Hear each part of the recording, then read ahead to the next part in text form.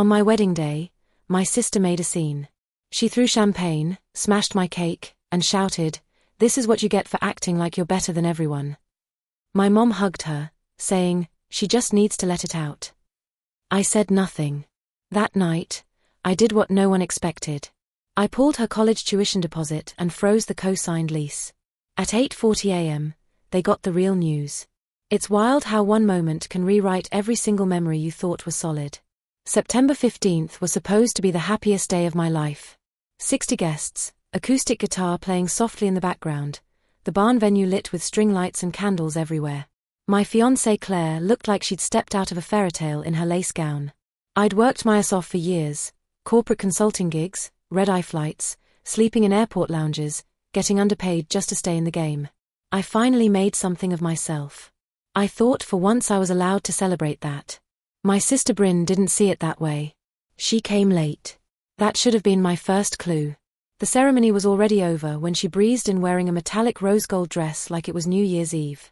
She didn't say hi, didn't smile, just grabbed a glass of Prosecco and found a corner by herself. I caught her eye once and she looked through me like I was a stranger on the subway. To anyone else, it might have looked like she was just being moody, but I knew Bryn. That silence was the prelude to something worse. 3 weeks earlier, she'd called me crying about her Honda Civic breaking down again. She'd already borrowed $1,300 from me in May for repairs. This time, she said she needed a whole new car. Said it was urgent, that she couldn't get to her job at the coffee shop without one. I told her no. Not because I didn't have the money, but because I was tired of always being her safety net. Honestly, she wasn't even trying anymore, skipping classes, partying with people way older than her, telling our parents she was finding herself. She hung up without saying goodbye. I didn't think she'd carry it into my wedding. I gave her the benefit of the doubt. I always did. She waited until the toasts. Right when I stood up to thank everyone for coming, to talk about love and building a life with someone who brings you peace, Bryn stood too. For a second, I thought she was going to make a toast herself. My glass was still halfway to my mouth when she threw hers. The Prosecco flew in a perfect arc and exploded against the dessert table. It shattered a framed photo of Claire and me laughing at the Grand Canyon. Then she grabbed the wedding cake, this beautiful 3-tier vanilla buttercream masterpiece with handmade sugar flowers, and shoved it like she was flipping a table. The cake didn't just fall. It collapsed, all 3 layers. Delicate sugarwork, custom peonies, all of it smeared across the floor in a pile of frosting and crushed dreams. She looked me dead in the eye and screamed loud enough for people in the parking lot to hear. "This is what you get for acting like you're better than everyone." It was so quiet afterward. I could hear someone's phone buzzing on a table. A few guests looked around, hoping maybe this was some elaborate prank or performance art. It wasn't. My mom ran to Bryn like she'd just been attacked, saying she just needs to let it out, holding her like she was a wounded soldier. Claire's parents stared at me in complete shock. My maid of honor didn't move. Even the DJ stopped the music mid-song. No apology. No remorse. Bryn didn't even cry. She just walked out like she'd proved some grand point. I didn't say a word, not because I didn't have anything to say, but because I knew this wasn't the place to say it. I wasn't going to let her turn my wedding into her courtroom drama. I smiled, said a few soft words to Claire, and nodded to the wedding coordinator to keep things moving. The rest of the night limped along awkwardly. Some people danced, some tried to pretend it hadn't happened, but there was no real recovery. The memory was already stamped into everyone's minds. When we got home that night, Claire was quiet. She asked if I was okay. I told her I was fine. I wasn't, but I was focused. While Claire changed out of her gown, I opened my laptop. I logged into the university portal and revoked the tuition deposit I'd made for Bryn last month. $2,200. Gone. Then I went into the online rental portal for the apartment lease I'd co-signed, locked the account, and marked it for review. No approval. No rent payment. Lease agreement now frozen. Rent due in 4 days. At exactly 8:40 the next morning, Bryn called me. I didn't answer. She followed with 3 texts. What the hell? Why is the portal locked? I can't access anything. Did you do this? I didn't reply because that morning wasn't the end of anything. It was the beginning. By the time Bryn sent her 6th text, she'd dropped the passive confusion. The last one just said, "Fix this." I muted my phone and made coffee. I didn't tell Claire right away, not because I was hiding it. She would have supported it anyway. But I wanted a minute to enjoy the silence. The wedding was over. The chaos had passed. For the first time in years, I'd stopped being Bryn's safety net. Around noon, my mom called. I let it ring out. Then she left a voicemail. Your sister's very upset. She feels abandoned. Call me. The irony. She wasn't abandoned when I co-signed the lease, paid her deposit, covered her overdraft fees, bailed her out of a botched Airbnb situation last spring, or sent her $600 just until Friday that turned into radio silence for 5 weeks. No one called me then to ask how I felt. Bryn didn't talk to me for 2 days after the wedding. Then she showed up outside my apartment. Claire saw her through the peephole and didn't open the door. Bryn banged for about 10 minutes, loud, rhythmic knocks like a kid trying to start a fight. Claire finally cracked the door open and asked what she wanted. Bryn didn't even say hi, just launched into demands. She said she had 4 days to pay rent, had already blown through her summer job money, was banking on that tuition deposit, that I had no right, that I had a moral obligation to follow through. Claire told her I wasn't home. That was a lie. I was in the living room, but I wasn't interested in speaking through a door. Not until she showed some kind of remorse, which she didn't.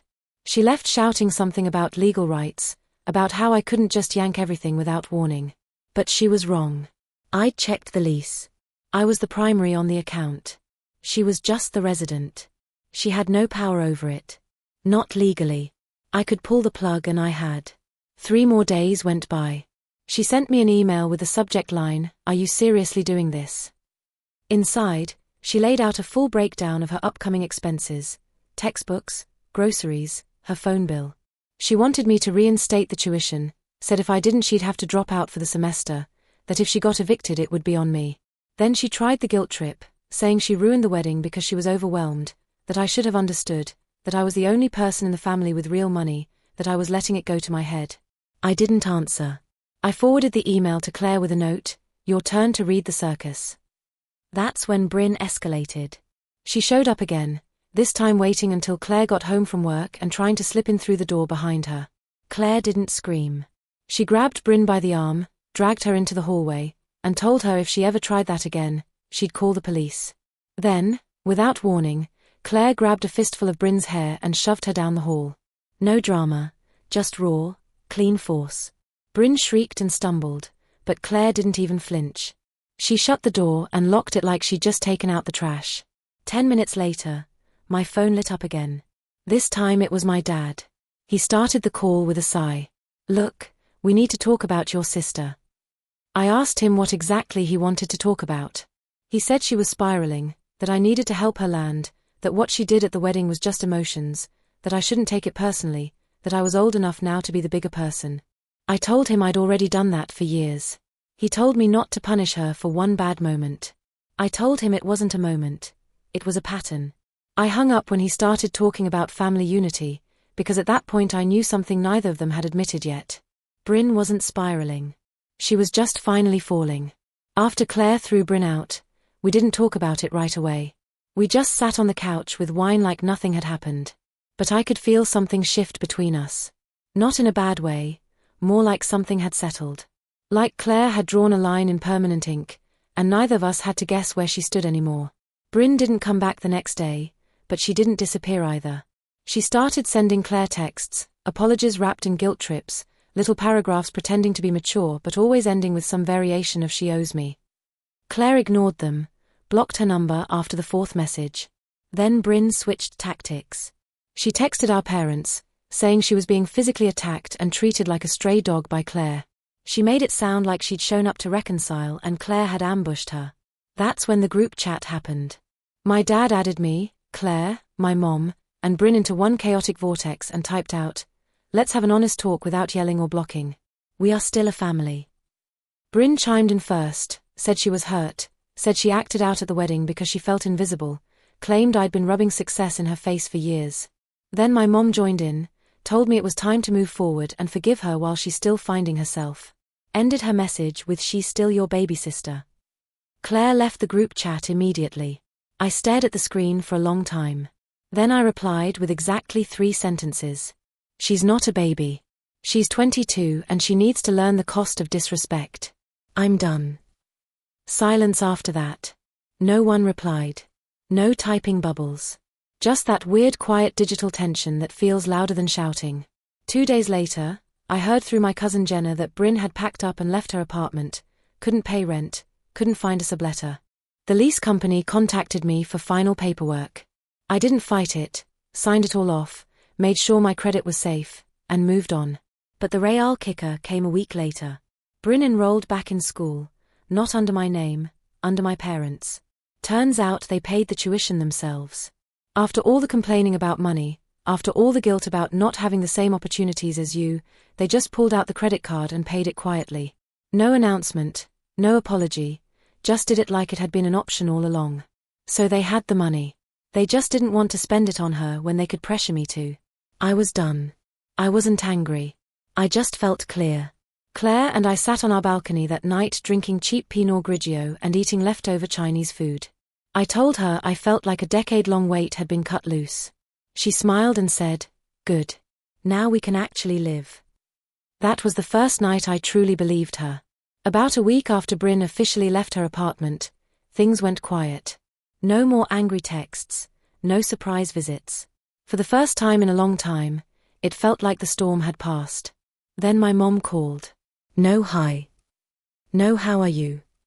Just you'll be at your father's birthday next Saturday, right? Like nothing had happened.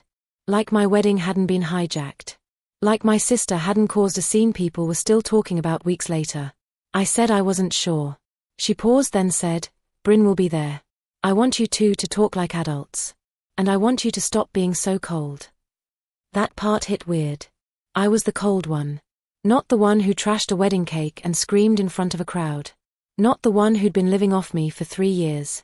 But the one who finally said enough. That's who they were mad at. I hung up without agreeing to anything. That night, Claire and I made dinner and didn't bring it up until we were halfway through eating. She said we shouldn't go. I agreed. Then Friday night, the day before the party, something even more ridiculous happened. Bryn sent me a Venmo request for $1,800 labeled for the cake and broken frame Earl. Let's just call it even. I didn't even react at first. I handed my phone to Claire and walked out to the balcony. When I came back in, she had the calmest look on her face. I asked her what she wrote. She shrugged. She's not going to like it. 15 minutes later, Bryn blocked both of us on everything. We didn't go to my dad's birthday party, but Bryn did, and she didn't come quietly. She showed up in a white jumpsuit that looked suspiciously close to bridal wear. Cousin Jenna texted us a photo with the caption, "She's not okay." Apparently she brought some real estate developer she met 2 weeks prior and told half the guests they were moving in together soon. The other half she told big things are coming. She kept saying it over and over. Big things. That Monday, we found out what the big thing was. Bryn launched a podcast titled Blood Ties, Growing Up with a Golden Child. The teaser trailer dropped on Instagram and TikTok. In the voiceover, she said things like, "I thought family meant safety, and sometimes the most toxic people are the ones you share a last name with." It was so theatrical it felt scripted. But she wasn't done. At the end of the video, she thanked a sponsor, a therapy app, the exact one I'd introduced her to a year earlier when she called me from a bar bathroom crying about a panic attack. She'd signed a real deal. They reposted her video. She got over 12,000 views in 24 hours. I didn't care about the podcast itself, but something about it made me feel unsettled, like I was being slowly written into someone else's fiction. Then came the twist I never saw coming. She emailed me. Subject line, "Let's talk." The body was short. "I'd like to meet. No drama, just a conversation. I have things I want to tell you. I think you'll be proud of me." Claire read it twice and said, "She's not trying to fix anything. She's setting a trap." I replied with one line, "Claire will be there too." She never wrote back. But I had a feeling this wasn't over. And I was right.